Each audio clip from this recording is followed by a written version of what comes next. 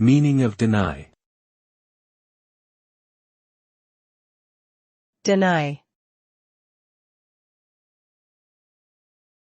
Deny. Deny. Deny. Deny means to refuse to acknowledge, accept, or grant something requested or claimed. It is an act of rejecting or contradicting an assertion or claim. When someone denies something, they are saying that it is not true or did not happen.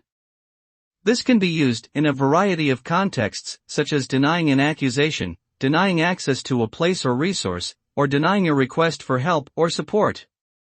Overall, to deny something is to reject it and assert that it is not valid or true.